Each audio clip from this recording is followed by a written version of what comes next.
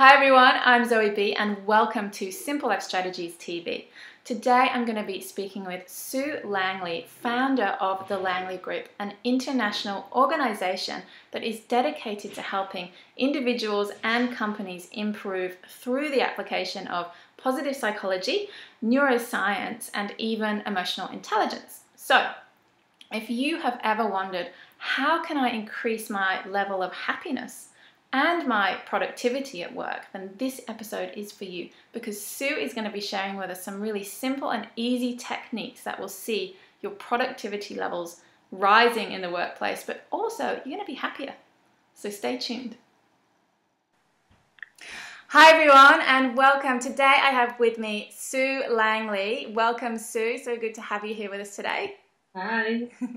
Now, I know you're going to be talking at the Happiness and Its Causes conference in a couple of weeks. I think that's the 10th and 11th of June, isn't it, in Sydney? That's correct. Yes, looking forward to it. Yeah, amazing conference. For everybody watching, if you haven't been, definitely come along. Huge lineup this year. We've got His Holiness the Dalai Lama headlining, which is just going to be incredible. So you can head on over to happiness&ItsCauses.com.au to get some tickets there.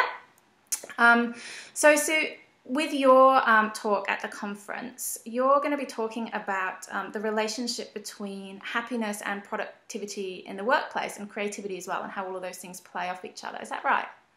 Yeah, so there's a lot of really good research out there at the moment about how emotions influence us, how our productivity, our creativity, our ability to make decisions and all those sorts of things are actually improved based on the emotional state that we're in. And we've kind of known it for a while, but with the new neuroscience research, we can actually physically measure those sorts of things. Wow, that's incredible. So tell me, how does happiness specifically increase productivity? How does that work? Well, it's kind of a bit complicated, but I'll try and make it in the simple way that I understand. Is brains need fuel in order to work. One of the key elements of fuel is dopamine, which helps our prefrontal cortex in particular work well. And we need our prefrontal cortex for a lot of the workplace stuff we have to do, whether it's making decisions or thinking strategically or getting stuff done or staying focused, paying attention, all those sorts of things. And we need this dopamine. I like to think of it as fuel. So basically our brain needs fuel to work.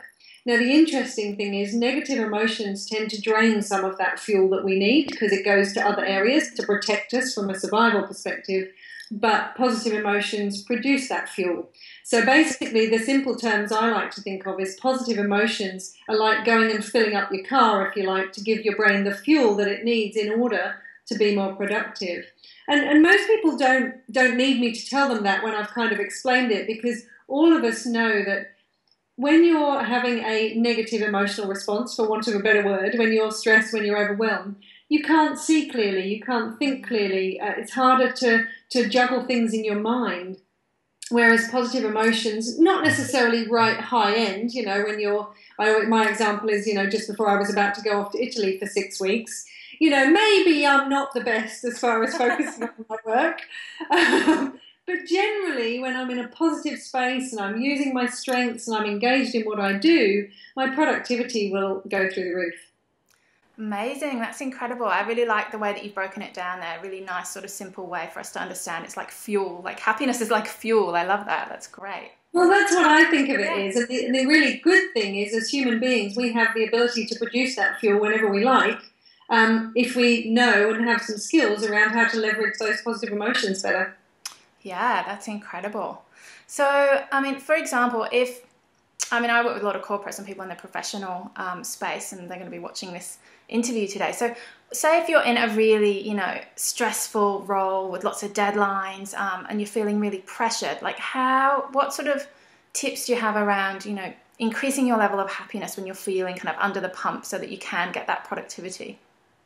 Yeah, well, I think there's a couple of things there, Zoe. One of the things is I don't use the term happiness very often because there's actually a whole range of positive emotions. So I know the conference is Happiness and Its Causes, but if you think about positive emotions, there's everything from curiosity to awe to intrigue to excitement to ecstasy to contentment to zen to serenity, all those sorts of things.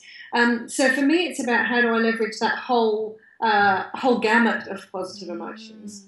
And some of the things I do, I practice certain things every day. So I, have had my moments of getting stressed, and we're certainly very busy at the moment, which is added pressure. But I have little tools that I do every day. So literally the first thing I do every morning is I smile. And I actually had the word smile stuck on my ceiling above my bed for 3 months to practice that and embed the idea of literally wake up and go, it's fake initially, but, we know from the whole physiology of emotions that if I can create that, then I can start to experience the emotion. I do my Wonder Woman pose every day. So if nobody's heard of that, then there's some great work by a lady called Amy Cuddy who talks about the physiology of emotions and how chemically, actually, how our posture changes how we feel emotionally. So I practice that. Gratitude is a wonderful positive emotion. So if you are feeling stressed at work, is there a moment you can take for thinking about the things that you're grateful for, whether it's a wonderful conversation you're having, whether it's the beautiful sun this morning or whatever it happens to be. And again, I write down the 3 things I'm grateful for every night without fail, because that's what works for me. So I think there's lots of little things like that. The other thing that I like to do is I do what I call a 5-minute takeoff. So when I'm feeling stressed and overwhelmed, I know that I can't see as clearly and I can't think as clearly. And I've got a whole bunch of tasks and I know there's masses of them, but I can't get my head around them. So I set myself one thing that I've perhaps been procrastinating over or ignoring or hoping will go away, and I do it for 5 minutes. At the end of 5 minutes, if I choose to, I can stop and do something else. But of course you never do, because once you're into it, you get through those sorts of things. And the other thing that I'd suggest, if I offer a last tip around this, if you're stressed, I would be looking at your strengths and are you leveraging them every day? Because we talk to people a lot about strengths around the energy that you have. So there will be things that you are very good at that energize you, and there will be things that you're very good at that de-energize you. Both of them will be strengths, but if you can understand where that energy shifts, then it can really help. So for me, one of the things I try and do is do the things that really leverage my energetic elements of my strengths, and delegate out the other things that aren't. Yes. Very, very good tips there. And I totally get you from a strengths perspective, because I do a lot of work with people changing careers. So, strengths is so important, and it's almost like, that's when you can really operate from your zone of genius, isn't it? When you're really building on your strengths, you can instead of sort of, trying to push a boulder uphill and trying to improve your weaknesses, just build on your strengths, and then, things become effortless and you do get that energy and that momentum. And I think and this is why one of the strengths assessments we use, the reason we use it is because it's the only one that measures the energy piece. And this is the important thing around strengths is, for instance, I'm good at writing, as in scribe, saying things through the written word, but it's a de-energizing strength for me. But of course, other people would see my writing and go, wow, you're really good at it. Could you write another book chapter for us? And I'm like, oh, really? And yes, I'm good at it, but it de-energizes me. Whereas narrator, as in the ability to communicate through the verbal word, is something that energizes me. So you could put me on stage for 6 days straight and I'll be ready for the 7th. Wow, that's amazing. Whereas if you ask me to write for 6 days straight, I'll probably be slashing my wrists at the end of it. Yeah. And this is the really interesting thing about strengths. Sometimes we get strengths by reputation, but don't actually energize us. So for me, the key part is, can you tell the difference of the strengths that energize you versus the strengths that de-energize you? Yeah, I totally get what you're saying there. And I've experienced similar things in that it's that whole, I always advise people, don't choose, if they're changing careers, don't choose something new just because you're good at it. People I find fall into this trap of feeling obliged to do something because they're naturally good at it, when actually it doesn't light them up. Like you said, it's not an energizing strength. So that's really interesting. But again, if you're really stressed at work and you don't necessarily want to just jack it in and disappear off, or you can't for some reason, again, strengths are a really useful way of leveraging those positive emotions. So even if there's a task you don't like to do, if you can bring your strengths to the party in order to do it, you might be able to leverage enough positive emotion to help see you through and help reduce that amount of stress. Yeah, that really makes sense. So, and I loved all those other tips as well. Wonder Woman, fantastic. I love my Wonder Woman. Yeah, it's great, and it's so true. I've studied neurolinguistic programming, and there's a lot in that space as well around state control, state management, and it's so true. If you change your posture, your whole being changes, and it's such a simple thing to implement, isn't it? It really is. Well, even simple things around, so I talk about the fuel element, and there's a guy called Roy Baumeister who's done some work around willpower. You might have read his stuff. And he calls it ego depletion, but I call it willpower. I call it fuel, this fuel element, is the fact that he's found that even things like 2 weeks of brushing your teeth with the opposite hand or 2 weeks of focusing on your posture actually helps improve willpower. And again, I suppose from what I've learned from a neuroscience perspective, we actually know that brains can change. I mean, there was an article that I looked at this morning that says how our DNA expression responds to seasons. Well, once upon a time, we believed all that was fixed, but we're now learning so much more about the brain. And so, of course, if I can do things differently, or if I can practice a new strategy, and I talk to people about ritualizing your strategies, as in making them a bit habitual, if you like, so that you've got little things you do every day to help leverage those positive emotions. So actually you automatically start to become less stressed because you're building in more positive strategies than you are negative strategies. Right. So it's almost, it's turning them into good habits, I guess. Absolutely. And we all have habits, and they take less fuel, so they're easy to kind of keep repeating. It's just, are your habits effective or less effective? Yeah, that's really interesting. I love that. Develop positive habits, and then it's less effort, isn't it? Yeah, and we in our business we use the term positive deviance. We all believe that we're deviants, if you like, but in a positive way, as if we try and deviate from the norm in a positive way.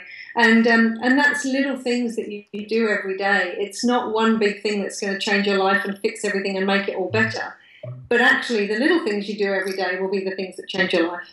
Yeah, it's that incremental approach, isn't it? I find it's so easy for us to kind of get overwhelmed when we look at things as this one huge change, whereas if you just take the baby steps, then before you know it, you've reached your goal without even really trying that hard. And it's doing it every day. People want a pill or a magic wand or something, but actually you do tiny little things every day, and all of a sudden your stress levels are down, you're feeling happier, you're more positive, you're more engaged, all of those sorts of things, which has a knock-on effect.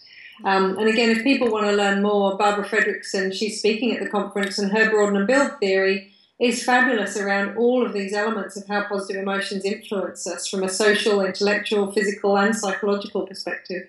Wow, definitely check her out at the conference. Have to come see me too, of course. Oh, of course. Speaking of you, so you're on at 3:45, is that right, on the 10th? Wednesday. Sounds good. Wednesday the 10th of June, I think. Yeah.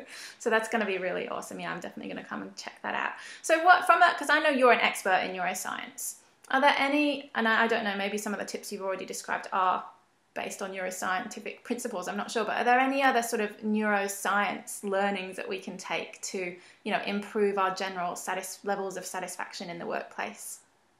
Yeah, so the key thing for me is I'm not a neuroscientist, but I've got a master's in neuroscience of leadership, and it's about how do you make those things practical. So there's some really cool things that the neuroscientists have found out there about which parts of our brain work when certain things happen. So I do a lot of stuff on the creativity and innovation piece, and we know that there's a certain part of our brain where certain things happen just before you have that aha moment where everything goes, ooh.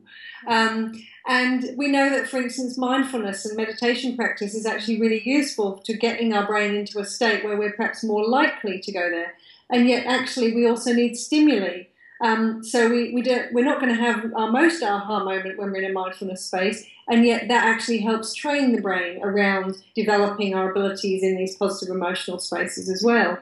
So there's all sorts of research that's sort of coming out around that.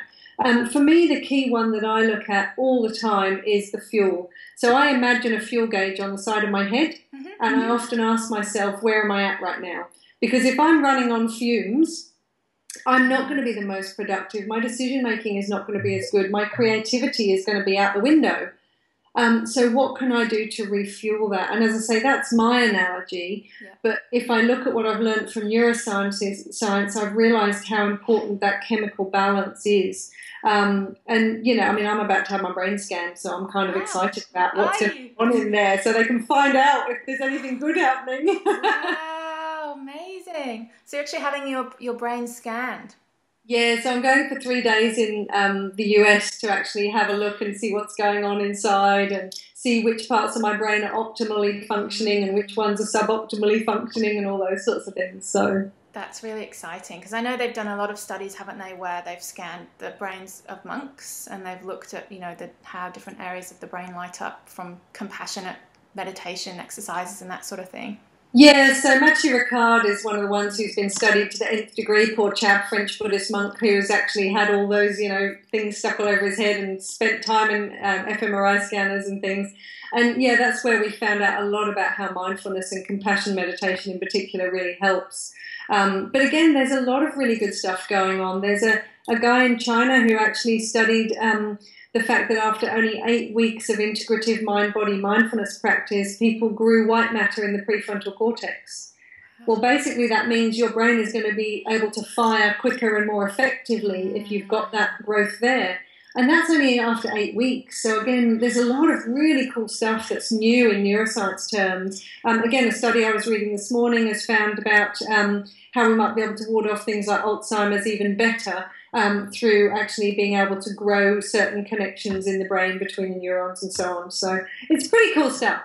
Wow, yeah, that's amazing. And I think what I find, I don't know if you find this, the most common barrier I have to all of these, exercises and techniques that we know are going to help us is, oh, but I just don't have time for that, And it's just kind of crazy when you think about, the impact that it's having on you. So what would you say to someone who said, oh, I don't have time to, do my Wonder Woman pose or... Well, if you can't do a Wonder Woman pose for 1 minute, what can you do? But it often comes up around the meditation. People will go, I haven't got time to do 20 minutes in the morning. I get up early enough as it is, or 20 minutes at night. I'm so exhausted. For me, it's about actually, well, there's two things. One is treat yourself as a scientific experiment. So one of the things we say to people that come on our diploma of positive psychology is we're going to throw out a smorgasbord of things, a whole bunch of different tools that could help you. Treat yourself as a scientific experiment and test them out on yourself for 4-6 weeks and see if they work for you. Because something that works for me may not work for you.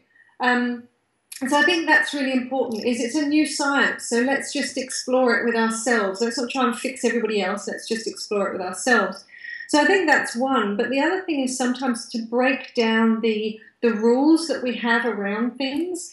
So I used to think that I couldn't meditate. My first experience of meditation was I went to North Sydney into a room, they turned the light off and said, now meditate. And 90 minutes later, they turned the light back on. Oh, my goodness. And I'm like, oh, my God. Wow. Thrown in the deep end. Yeah, but I've since then, that was 10 years ago, I've thrown away some of the rules I had around mindfulness practice. And I now do mindfulness practice sometimes 60 seconds at my desk. So I have a treadmill desk, so I'm standing on my desk at the moment. I haven't got the treadmill going, it would be too noisy. But I stand up a lot so that I've got the posture. But I'll often do literally 60 seconds, top of my head, scan down, pure mindfulness, 60 seconds to get me back in the space to focus. Well, anybody can do that at any time. There's some really good apps out there that I use when I'm traveling. It's actually got apps for sitting on a plane, and it guides you through listening to the sounds of the flight. So mindfulness doesn't have to be 20 minutes sitting cross-legged in a darkened room. It can be 60 seconds standing at a traffic light and meditating, standing, not driving, I'm saying there. Standing and meditating on the colour of the lights. It can be, I do a lot of walking meditation when I go down the beach because I used to think meditation was sitting still. But who says it has to be sitting still? So I think sometimes throwing out the rules that you have that it's going to take time and actually embedding it in your life. And if I give you an example, I've just been in Canada running our Diploma of Positive Psychology and Wellbeing, and a lady emailed me and she actually just sent me this really cool card that she's made. but of an activity she did. She's a teaching assistant in a school. So what she did is, from what she'd learned, she made up an activity whereby she asked people to come in with a photograph of them at their happiest. And their partner, their parents that were coming in, their partner brought it in, but then they had to explain why they were happy. And she said, just because of what she'd learned about positive emotions and all those sorts of things and the importance of social connection from the program, she devised this little activity. And she said the amount of positive emotion that was in that room by the time they left to go and pick up their kids and do all this sort of stuff was amazing. Well, that didn't take her any extra time to do. It was just an idea she had about how to embed what she'd learned and make it real. So I think that's the important thing. Don't wait for someone to give you a little box of things. Embed it and integrate it into you and into your way of living. Yeah, I totally agree with you, because I think the rules can, really put people off. And I always say, take what resonates with you and leave the rest. You don't have to do it in a specific way. It's about finding out what works for you. So I really like what you were saying about, treat it as a scientific experiment. I think that's great, because it, not only does it make it fun, it takes the pressure off it a little bit, rather than seeing it as this, oh, another thing I've got to fit into my day. It makes it more fun and, interesting. Well, that's the thing. That's how my smile in the morning first came about. I was doing a whole lot of research around the physiology of emotions. And I was reading a lot of work, a gentleman from Cambridge Uni and Amy Cuddy's work and various others. And I thought, okay, well, if this is the case, if I put a smile on my face, eventually my face is going to tell my brain that, I'm in a good mood and blah, blah, blah. So I literally stuck the word smile on my ceiling, and I thought, okay, I'm going to test it for 6 weeks and see what happens. Yeah. And it worked, because, of course, I lay there and I'm kind of like, but what I'd suddenly find is I'd start seeing the good things. So instead of laying there thinking, oh, God, I've got to get up, oh, God, it's going to be such a busy day, I'd see the cat at the end of the bed and think, oh, doesn't she look cute? Or I'd see parrots flying past the window and go, wow, what a beautiful day. So I'd actually start thinking about things more positively. Same with Wonder Woman. She works for me. I love my Wonder Woman pose, and I do it because it works for me. But again, I practiced it for several weeks to decide whether it did work for me. Yeah. And that's what I therefore encourage other people to do, is treat yourself as a scientific experiment. Don't just trust all the research that's coming through, but when you read a piece of research, go, let me try it and see what happens. And, we run a positive psychology book club, and we had a lady on there who was saying the gratitude, the 3 best things. She did it every night, and then she did it once a week, because the research said once a week is better than every night. And she said for her, once a week wasn't enough, once a night was too much. So she said, I'm now doing it twice a week. And I'm like, fantastic, that's what we should be doing. Don't just believe the research and go, oh, I'm only allowed to do it once a week with the research. But just play with it and see what happens. For me, it works every night. Yeah. And I really like that, because it moves it away from trying to conceptualize it and actually putting it into practice and just noticing what happens. Because I find we can get bogged down when we try and over conceptualize things, We try to work out how it all works. Sometimes it doesn't even matter. Just try it. If it works, great. If it doesn't, then, tweak it. Yeah, and if you're somebody who likes to write stuff down, write it down. If you want to have a conversation over your dinner table, that's, what's the one best thing that's happened to you? I'll do fun stuff with my husband. We were in New Zealand a couple of weeks ago. I was running a diploma there, and he came over to do some videoing for me. And I was really tired at the end of the day. And sometimes when you get a bit stressed and sort of grumpy and whatever, you tend to sort of pick holes in other people. So I said to him, every time someone passes us, we've got to find something fabulous about them. So we didn't tell them. We didn't just walk up to them and go, oh, I love your hair. Yeah. But literally as we're walking along, I'm going, wow, look at the shirt on that lady. God, she looks beautiful. Yeah. Or, whoa, look at the bike. How cool is that? Oh, they've got pink hair. Wow, that's bright. Yeah. But we would deliberately find something really positive, because, again, if you can't look after yourself, you can't then give the best to other people. That's very true. And what a beautiful note to end the interview on, Sue. I love that. Well, thank you so much for sharing, your wealth of knowledge. And I'm sure all of those tips, everybody's going to go home and try them. I hope they are anyway. And just, go easy on yourselves. Don't try and take on too much. Try what works, leave the rest behind. And so everybody, if you want to go and see Sue, she's going to be speaking at Happiness and Its Causes conference on the Wednesday the 10th of June. Here in Sydney, so you can head on over to happinessanditscauses.com.au And if you want to save 20% off your tickets, you can also do that by entering the code Zoe, Z-O-E, into the VIP box, which is great. Feel free to, yes, come and say hello and tell me you're on Zoe's call. Yeah, definitely. And if people want to go and find out more about you, Sue, they can head on over to your website, SueLangley.com, and there's actually a wonderful ebook there with some great tips on neuroscience. So go over there and download that ebook as well, which is great. Thanks, we appreciate it. Thank you, everyone. Pleasure. Thank you so much for being here. And everybody at home, if you have got any comments, I'd just love to hear from you. You know, what has your experience been of, you know, happiness and positive emotions and productivity in the workplace? It'd be really interesting to hear from you. So if you want to comment below, that would be wonderful. And if you want to hear more from me, you can head on over to my website, simplelifestrategies.com, where I'm giving away a free training to find your passion. So it's a video series, so head on over there if you'd like to get that. But that's it for today. So thank you again so much, Sue. It's been wonderful. Thank you everybody at home for watching. I'm Zoe B. This is Simple Life Strategies TV, and I'll catch you next time.